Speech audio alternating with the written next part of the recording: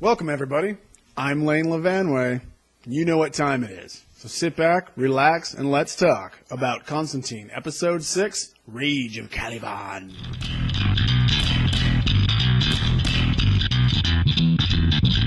Alright guys, if you're new to my channel, you can tune in every single week after Constantine to catch my top 5 moments. Now, I'm not exactly reviewing each episode. I just go over the top 5 moments that I personally enjoyed in each episode. So go ahead and hit subscribe so you can catch every single one of these sort of after show type events.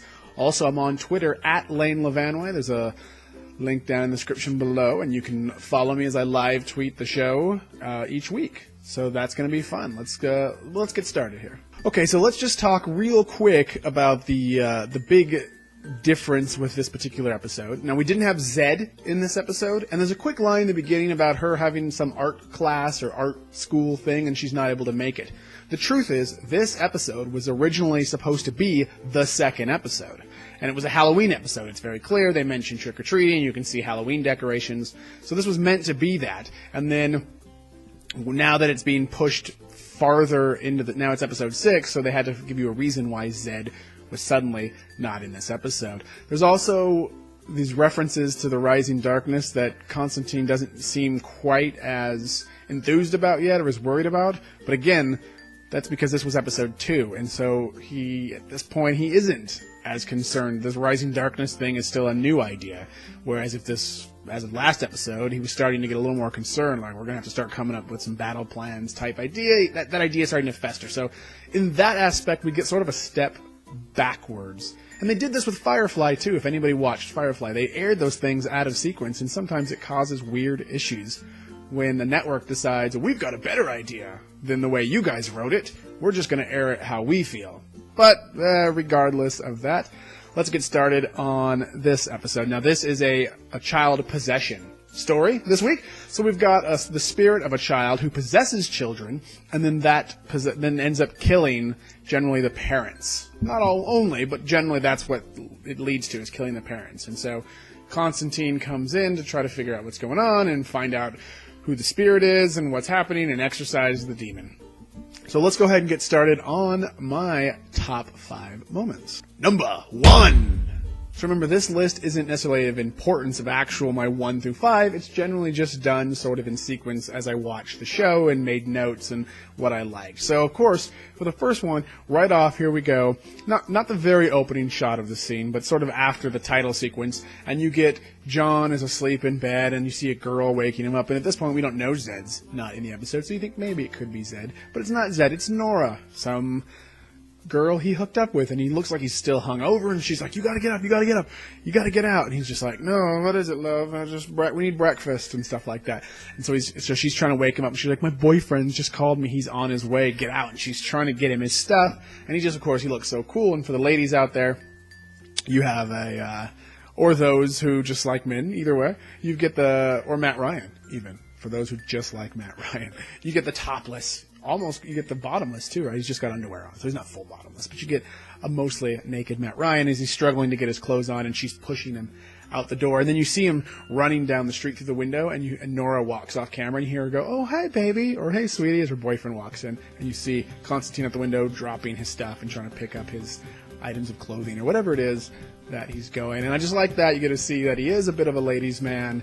Even though he's got this dark profession, he likes to have fun, and he's clearly charming and persuasive. Number 2! Okay, so now there's a scene for number 2 when they're in the house. I can't remember, the house where they stand. There's all the magical goods that have been collected. And there's a sword, and Chaz picks it up, and he's like, what does this do? And Constantine's like, yeah, we don't need that. And he goes, I didn't say that. I didn't ask if we needed it. I said, what does it do? And then he starts talking about like his dead wife and how Constantine never listens to him, and he doesn't care about him, and he just starts talking. He starts confessing all these feelings, and then Constantine takes it, and it's the Sword of Night, which enables or makes people tell the truth. So you get like confessional time from Chaz as he's holding it, and then there's this awkward moment. Constantine's like, so, is there anything you want to talk about? Chaz is no, I'm good. So then they get this awkward moment because he was confessing the truth. And apparently the Sword of Night is actually an item in the DC universe. It's sort of, I saw it described, which I like, as the phallic version of Wonder Woman's lasso of truth. It's sort of the phallic version of that. And I like that. But it was just a great little confessional moment with Chaz. Number 3! Okay, so number 3 is more of a general one than an exact moment, but there were certain moments with the child who was possessed that I really liked. You've got a moment where the mom comes out to the child and she's like, "What are you doing?" "I'm carving the pumpkins." She's like, "You don't get to handle knives," just like that. And the pumpkin's like been destroyed and mashed up, and she's like, "Give me the knife." And he comes over like all menacing. I didn't think he was actually going to stab his mom, but at this point in the show, but still, he was very menacing, and he comes over, and I was thinking, though, was like, if that was my child approaching me with that look on their face and the knife the way they were holding, I wouldn't just be like, give it to me. But maybe that's just because we know the kid's possessed in the show, but still, I felt like, you don't care about this? But she's like, give it, and then, of course, he just hands it to her. But then she turns around and starts walking, go inside, and the kid does his little mojo. And she goes to open the sliding glass door, and a bird splat, like it's just this nice clean shot, boom, splat of blood right on as a bird kamikazes right into the window. And then you get some other good moments with the kid, with his eyes, the black eyes looks good. And then there's a scene with him and Constantine near the end where he's holding an axe. Him and Constantine are getting ready to sort of go at each other, and the kid's standing there real menacingly holding this axe. And whether you like child creepiness or not, I do. And it is getting played out. There's lots of horror nowadays that uses the child element to employ the creepiness. So you may feel it's overused or it's just nothing new. But just because there's nothing new in something doesn't mean that it still can't be used effectively. And it's not new, but it can still be creepy. And so there were certain moments in here that certainly I had that creepy feeling just watching this child. Number 4! Okay, I just want to give a big props out to Harold Perrineau. I love him. I liked him in Lost, and now he's in Constantine. He gets to be Manny the Angel, and he's constantly appearing to Constantine and sort of maybe giving him advice or informing him about the rising darkness and that they need to work together. And in this episode, he talks a little bit about maybe how he knows some things about Constantine's past, about his abused childhood, and that maybe he was there watching during those times. He also gives an explanation as to why he can't directly help. He tells Constantine that once man got free will, that the angels lost their ability to directly influence events, and so now they can offer advice and wisdom and things like that, but that's the only way in which they can help. Now, we've got to remember, this was supposed to be episode 2 that we were getting this information, that Constantine learned this and that we as an audience learned what was going on. But in every episode, I don't think I've ever talked about him, but I love him. I think he looks great. Slightly creepy, but also entertaining, engaging. I think he's funny. He gets a good line in here when he appears to Constantine in jail, and Constantine's like, "Oh, I hate when you do that," because he just, and he's like, "Well, I could announce myself with a choir of trumpets. Oh, I used to have quite the band back in the day," or something like that. And so I just like the line. I like the way he delivers it. So I just want to give a big shout out to him, because he is a great character, and you get these little moments with him in each episode. And I just think now's a good time to just throw it out there and say, yes, good job, because I know he's watching, and he wants my approval. Number 5. Okay, so number 5, we get the final showdown between the demon and Constantine. And of course, where does it take place? In a haunted house, because this is a Halloween episode.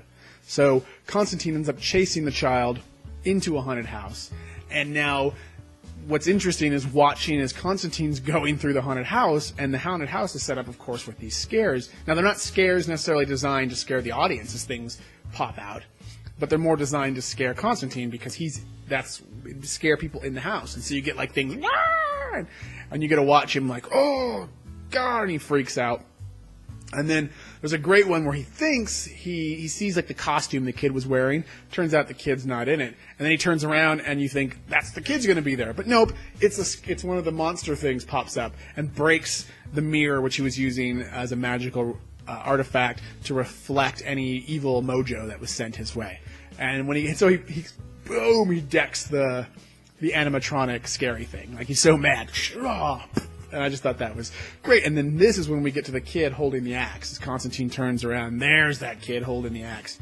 And that was another interesting moment. And you get as they start, that's where he's already figured out who the spirit is, and he's going to send him away. Now, I've seen some people talk about how it was super easy, the exorcism. And initially I thought, yeah, the exorcism did seem super easy. He was just like, go back to your vessel. And that was it. And it was, there he goes, back to the vessel. That's it for an exorcism? That doesn't seem too difficult. But then I thought later, now spoiler here, if you haven't seen it, though I've spoiled most of the episode talking about, this is sort of the end spoiler, so we'll give you a few seconds here if you haven't actually watched it and you care about sort of the big reveal at the end. So here we go. 3, 2, 1, 0. Constantine finds out that the child possessing isn't a dead spirit, the spirit possessing the child. It's the spirit of a live person. The first person they thought was the first possessed child. Actually, that child just murdered his parents, and it was so traumatic that his spirit left his body, leaving the body alive but in a catatonic state. And then it was continuing its reign of terror, killing people. And then it was the rising darkness that's causing it to really ramp up how much it's killing. So when Constantine figures that out, he's able to send the spirit back to its home. And then I thought, well, maybe this is different from a regular exorcism because he's not trying to banish a spirit from a body back to hell. He's just trying to send it back into its own body. And maybe that was why it was so easy? I'm not sure. It doesn't actually explain that. That was just my moment. But I liked that whole wrap up and scene of stuff, but I really like the setup going up to the kid. And there's a great moment where he's yelling at the kid about how, that kid had the spirit, not the kid who's actually possessed, but the spirit had this awful upbringing, and everybody, he's had awful upbringing, but most people don't leave a streak of bodies in their wake and just killing everybody and killing people's parents because of that. They learn to deal with it. So I really liked that, and I liked, of course, him punching the thing and these moments of watching Constantine get spooked out by things that weren't actually scary. They were manufactured scares, and so that was enjoyable. Bonus item! Okay, so last week we had a bonus item, and this week we have a bonus item. But this bonus item is a minor one, but it's something for the fans of the comic. Is at the very end of the episode, as kids are out and doing their thing, Constantine's sitting on the car, and he puts the cigarette in his mouth, and he actually lights the cigarette. Now, he doesn't, or he's in the process of lighting it, because when it fades to black or changes to the end, he's sitting there still lighting it. So you don't actually see him pull away, but clearly that's him smoking. There's always been several, not every episode, but you see little hints of either I've seen smoke coming out of his mouth, but it was a behind the shot, so you couldn't see the cigarette, and then you see what looks like him probably crushing a cigarette. You see him pulling out cigarettes, but this one was actually, you saw it in his mouth, and he was lighting it. I just thought that was cool, because they're not showing that kind of thing on network television, but they're trying to show you that they are trying to honor the character. I'm saying trying a lot. They are attempting to honor the character and his smoking habit as much as they can on network television. All right, guys, here we are at the end again. I know. It's sad. I'm going to miss you. But there's good news. Tune in next week for episode 7. You can watch what I think of the next episode. But what I think isn't nearly as important as what you think. I'd like to hear what you think. So guys, leave a comment down below. Are you liking the show? I think it's getting mixed results. Are you watching it? Are you enjoying it? And like always, if you don't agree with my top 5, tell me down below some of the top moments for you and what you really enjoyed and what's different about our different takes on the episode. And now I announced this in one of my quick movie news as well, but Constantine did not get its back 9 order. So it is not going to get 22 episodes for its first season. It is stuck at 13 episodes, which is a little bit of a shame because I'd like to see NBC give this thing a shot. It's not getting the ratings they want. Now, they haven't actually officially yet canceled the show. So there is a chance that we could still get a season 2, but it's a little dicey. Now, Matt Ryan has gone to Twitter and Facebook, and he's posting a picture of him with hashtag Save Constantine to try to keep the show alive. So let's do it. Hashtag Save Constantine. Let's keep this show going. I think it needs a better time slot. If you look at others, Agents of S.H.I.E.L.D., Gotham, Flash, Arrow, these shows are doing fairly well, especially Arrow and Flash. DC shows doing well. But guess what? They're in prime time, in the middle of the week when people really want to watch, not pushed away on Friday nights, where the death slot of television goes, right? And they don't, and I don't know if they're mixing up the episodes, but that's not helpful to mix up episodes when they're written in a certain way, because then it clearly feels different in episode 2 here which is supposed to be where things don't have the urgency or weirdness. Things don't mesh quite the same as they should, because clearly it wasn't meant to be in this spot. So that's what I think NBC could be causing part of the problem, but let's hope it holds on. All right, guys, if you could like the video, I would really appreciate it, because it does help me out, and I totally want to hear from you. I've already said, tell me what you think of the episode, and if you hit subscribe, then you know when these new episodes come out, and you can watch and join the party. Again, at Lane Levanway on Twitter. I'll be live tweeting the shows every week for the next few weeks as we got the last little batch of episodes. Plus, you can see all my other content. I've got movie reviews, and I do quick movie news. My son does some movie reviews. 9 years old. You can kind of see what he thinks. So hopefully you guys are liking everything that's happening here. And until next time, watch more TV.